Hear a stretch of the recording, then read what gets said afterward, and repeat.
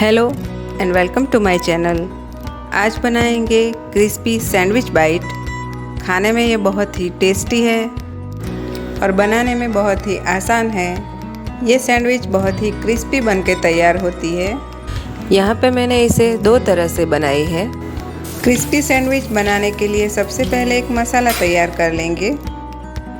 सबसे पहले mixer jar में 1 चम्मच जितनी सौंफ, 10 से 15 काली मिर्च, 1 से 1.5 चम्मच जितना धनिया जीरा पाउडर, आधी चम्मच जितना लाल मिर्च पाउडर, 1/4 टीस्पून जितना हल्दी पाउडर, हाफ टी स्पून जितना नमक और हाफ टी स्पून जितना काला नमक लेकर इसे मिक्सर जार में पीस लेंगे।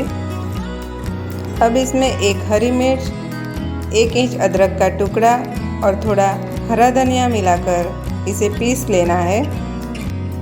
इसे ड्राई ही पीसना है, इसमें पीसते समय पानी नहीं मिलाना है। मसाला हमने पीसकर तैयार कर लिया है। अब सैंडविच के लिए स्टफिंग तैयार कर लेंगे। तो इसके लिए कढ़ाई में 2 चम्मच जितना तेल लेंगे। अब तेल हल्का हल्का सा गर्म हो जाए तब इसमें 1/4 टीस्पून जितनी हींग मिलाकर हमने जो मसाला पीसकर तैयार किया है वो तेल में मिला लेंगे। अब मसाले को 1 से 2 मिनट के लिए तेल में अच्छे से सेक लेना है। अब मसाला अच्छे से सेक लिया है, इसमें हम उबले हुए आलू मिलाएंगे। यहाँ पे मैंने 200 ग्राम जितने आलू लिए हैं। आलू को ऐसे हाथों से ही क्रश करके मिलाना है। अब आलू और मसाले को अच्छे से मिक्स कर लेंगे। इसे ऐसे स्पैचुला की मदद से ही दबाते रहना है ताकि ये अच्छे से मिक्स हो जाए। अब आलू और मसाले को अच्छे से मिक्स कर लिया है। गैस को बंद कर लेंगे। अब स्टफिंग में आधे नींबू का रस और कटा हुआ हरा धनिया मिलाकर अच्छे से मिक्स कर लेना है। स्टफिंग को अच्छे से मिक्स कर लिया है। अब इसे थोड़ी देर ठंडा कर लेंगे। अब सैंडविच बनाने के लिए ब्रेड लेंगे। ब्रेड का ये आगे वाला भाग हम साइड पर रख लेंगे। अभी हमने 4 ब्रेड स्लाइस लिए हैं। हम सैंडविच बाइट बना रहे हैं तो इसके लिए ब्रेड को कट कर लेंगे। सबसे पहले किनारी वाला पार्ट अलग कर लेना है। ये किनारी वाला पार्ट फेंकना नहीं है, इसको भी हम सैंडविच बनाने में यूज़ करेंगे। सभी ओर से किनारियों को काट लिया है। अब मिक्सचर जार में ब्रेड का साइड वाला पार्ट और ब्रेड के ऊपर और नीचे का पार्ट ऐसे क्रश करके मिलाना है। अब इसे पीस लेंगे। पीसने के बाद ब्रेड क्रम्स बनकर तैयार हैं। अब सैंडविच को कोट करने के लिए एक स्लरी बनाएंगे। तो इसके लिए आधी कटोरी जितना मैदा लेंगे। अब इसमें 2 से 3 चम्मच जितना कॉर्नस्टार्च मिलाना है। अब इसमें ज़रूरत के हिसाब से पानी मिलाकर एक पतला घोल बनाकर तैयार कर लेंगे। घोल बनाने के लिए पानी थोड़ा थोड़ा ही ऐड करना है, एक साथ सारा पानी नहीं मिलाना है। घोल की कंसिस्टेंसी एकदम रनी रखनी है, यानी कि एकदम पतला घोल बनाकर तैयार कर लेना है। अब ब्रेड स्लाइस लेंगे। ब्रेड स्लाइस को ऐसे 4 टुकड़ों में कट कर लेंगे।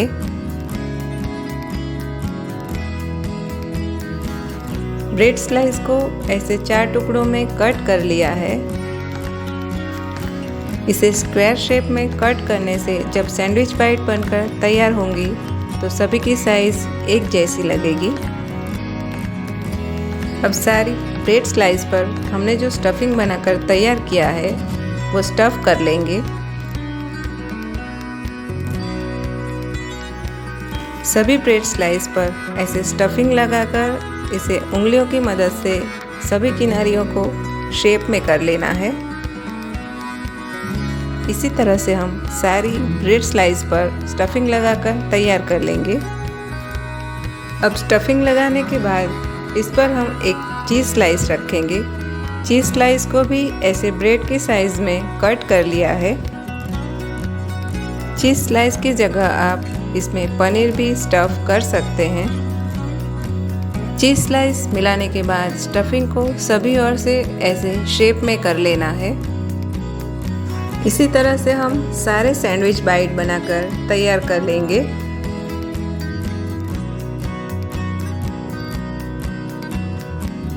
सारे सैंडविच बाइट बनाकर तैयार कर लिए हैं। अभी मैंने सिर्फ 4 स्लाइस से सैंडविच बाइट बनाकर तैयार किए हैं। अब स्लरी को ऐसे एक बार मिक्स कर लेना है। अब सैंडविच बाइट को सभी ओर से स्लरी से कोट कर लेना है। स्लरी से कोट करने के बाद इस पर हम ब्रेड क्रम्स का लेयर कोट करेंगे। ये प्रोसेस 2 बार करने से ये बहुत ही क्रंची और क्रिस्पी बनती है। अब ब्रेड क्रम्स लगाकर इसको हल्का हल्का सा प्रेस करके इसे अच्छे से शेप में कर लेना है।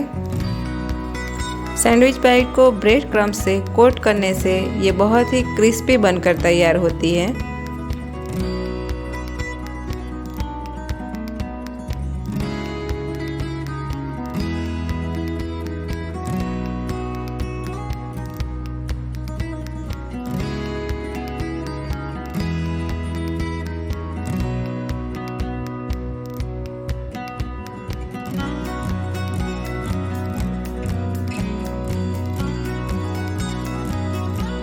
सभी सैंडविच बाइट्स को हमने ब्रेड क्रम्ब से कोट कर लिया है। इसे हम थोड़ी देर फ्रीज में सेट करने के लिए रख देंगे। यहाँ पे हम इसे 2 तरह से कुक करेंगे। दोनों तरह से ये बहुत ही क्रिस्पी बनती है। पहली तरह से कुक करने के लिए एक पैन में या तवे पर थोड़ा सा तेल लेंगे। तेल पर सैंडविच बाइट रखेंगे। सभी साइड से इसे अच्छे से रोस्ट कर लेना है।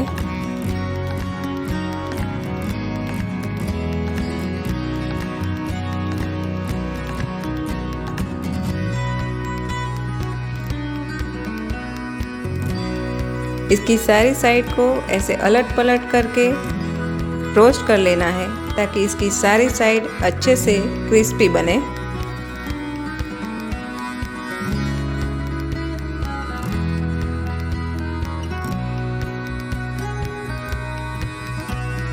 इसकी सारी साइड को अच्छे से रोस्ट कर लिया है। सैंडविच बाइट बहुत ही अच्छे क्रिस्पी बनकर तैयार हुए हैं।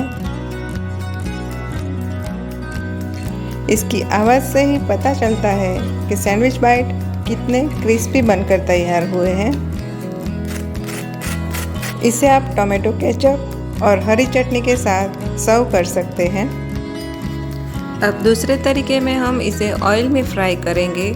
इसके लिए कढ़ाई में तेल रखेंगे और तेल को गरम करके फिर फ्लेम को स्लो कर लेना है। फ्राई करते समय गैस की आंच को मीडियम टू हाई रखना है। फ्राई करते समय अगर गैस की आंच को स्लो रखेंगे तो सैंडविच में सारा तेल भर जाएगा।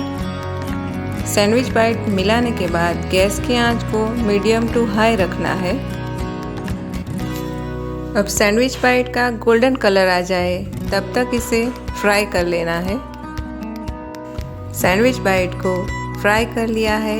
यह बहुत ही क्रिस्पी बनकर तैयार हुई है। इसी तरह से हम सारे सैंडविच बाइट फ्राई करके तैयार कर लेंगे।